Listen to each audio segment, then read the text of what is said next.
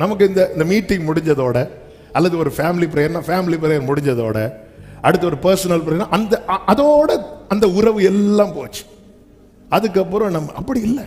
24/7 இரவெல்லாம் பகலெல்லாம் நம்ம லைஃப் வந்து ரொம்ப பியூட்டிஃபுல்லா மாறிடும்.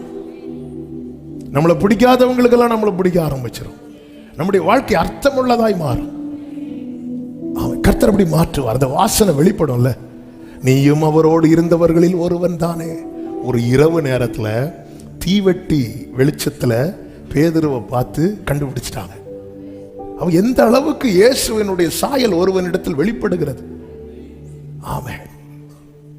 இயேசுவோடு நான் வரதே ஏதோ ஒன்று வாங்கிட்டு எடுத்துட்டு போனோம், அப்படி இருக்கக்கூடாது.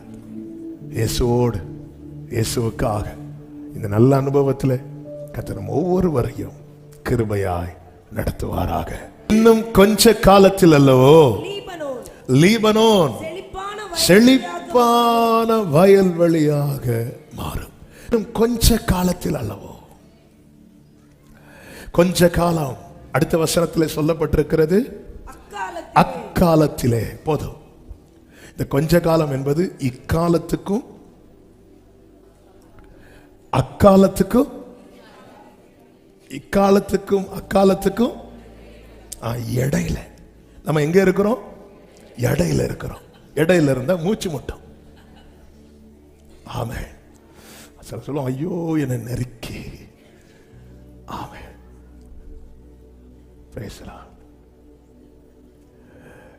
இந்த கொஞ்ச காலம் தேவன் எல்லாவற்றையும் மதினதின் காலத்திலே தான் செய்வார். ஒரு பெரிய செய்தி, ஆனால் நமக்கு நேரம் இல்லை. அதனால எவ்வளவு சொல்ல முடியுமோ சொல்லி நான் ஜெபிக்க விரும்புறேன். இந்த கொஞ்ச காலத்துல தான், இந்த கொஞ்ச காலம் என்பது அது ரெண்டா சொல்லணும்னா, ஒன்று காத்திருக்கும் காலம் அல்லது ஆயத்தமாகும் காலம். காத்திருக்கும் காலம், ஆயத்தமாகும் காலம். இந்த கொஞ்ச காலத்துல கவனிக்க வேண்டிய காரியங்கள் பல உண்டு. அதுல ஒரு முக்கியமான காரியம் என்னவென்றால், 1 பேதுரு 1வது அதிகாரம் 6வது வசனத்திலே இப்படி சொல்லப்பட்டிருக்கிறது, இதிலே நீங்கள் எதிலே சந்தோஷப்படுகிறீர்கள்? 5 வாசிங்க.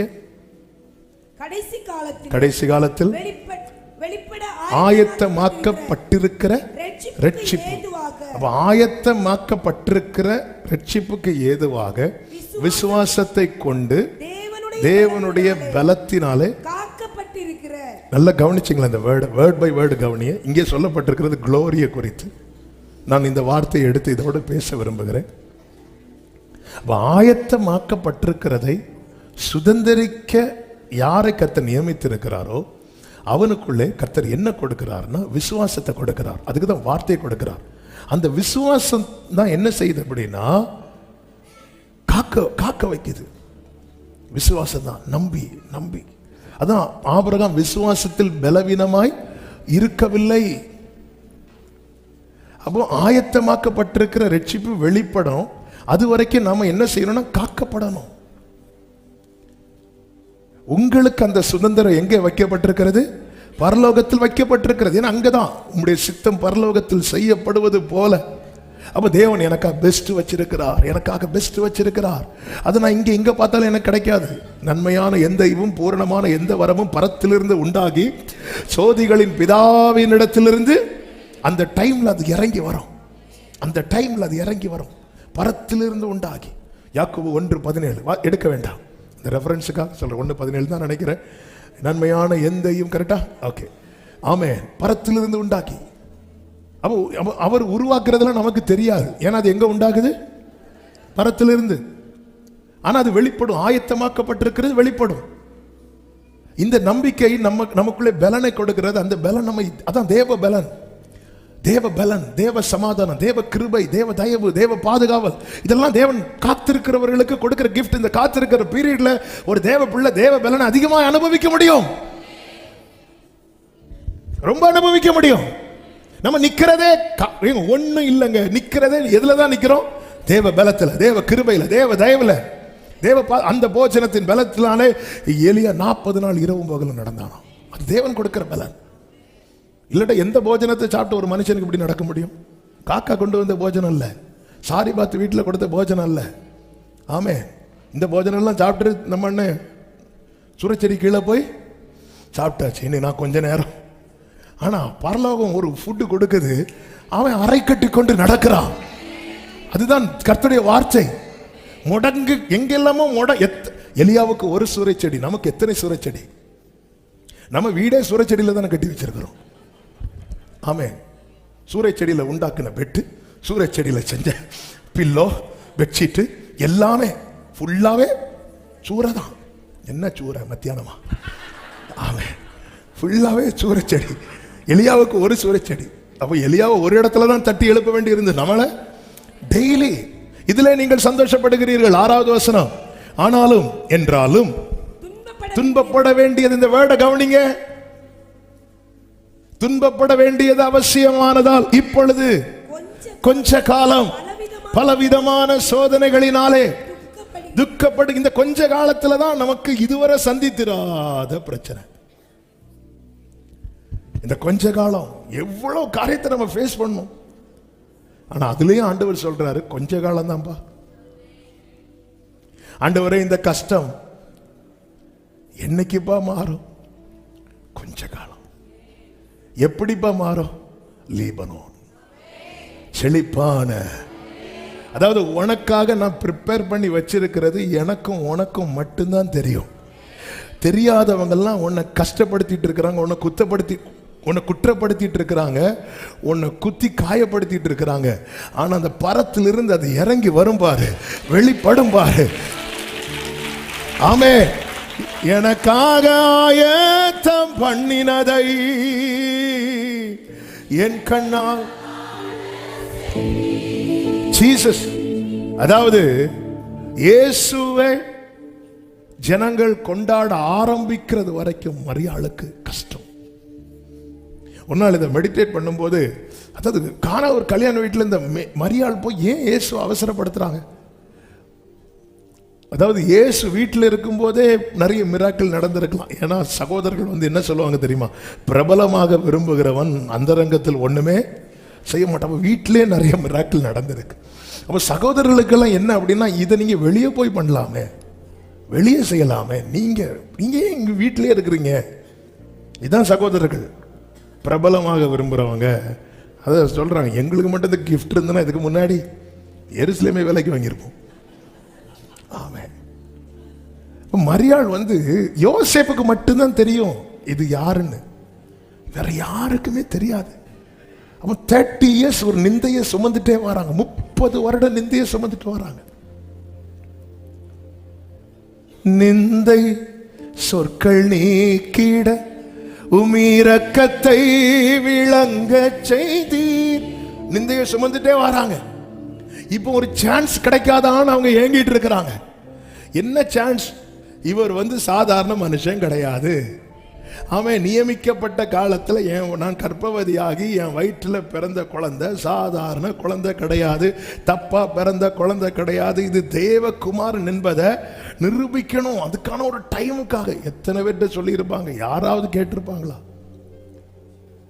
இப்போ திராட்சரசம் குறைவுபட்டதும் மரியாள் பார்த்தாங்க, ஓடி வராங்க. திராட்சரசம் இல்ல.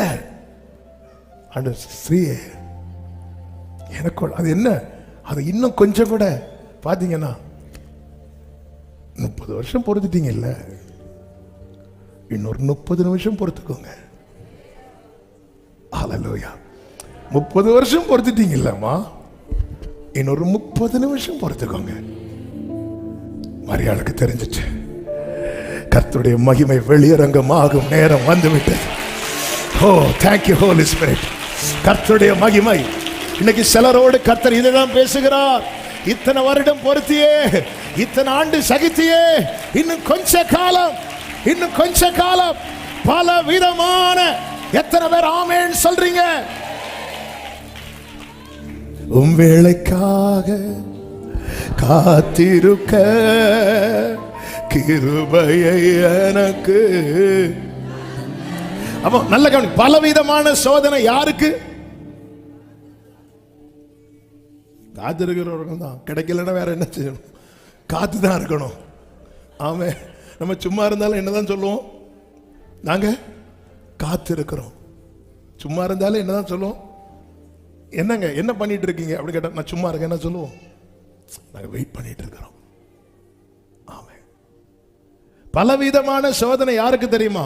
தேவனால் ஆயத்தம் பண்ணப்பட்ட நன்மைகளுக்காக நியமிக்கப்பட்டவர்களுக்கு. அதனாலதான் துன்பப்பட வேண்டியது. ஏன்னா சத்துருவனுடைய டார்கெட் ஒண்ணு இல்லாதவனை தாங்க டார்கெட் பண்றான். எல்லாம் இருக்கிறவனை விடுறாங்க. என்கிட்ட தான் ஒண்ணு இல்லையா, அப்புறம் ஏன் டார்கெட் பண்றான்? அப்படிதான் நமக்கு தோணுது. இல்ல, ஏன்னா பரலோகத்தில் உனக்கான சுதந்திரம் வைக்கப்பட்டிருக்கிறது.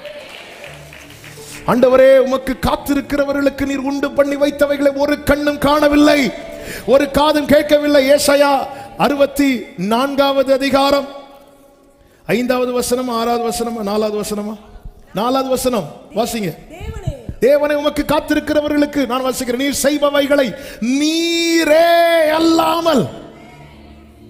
ஒரு தூதனுக்கு கூட தெரியாது. ஒரு தூதனுக்கு கூட தெரியாது. அதனாலதான் ஒரு தூதன் ஆண்டவரை பார்த்து கேட்கிறான். சகரியா தீர்க்க தரிசன புஸ்தகம், மெசேஜ் மாறுது, 1வது அதிகாரம் 12வது வசனம்.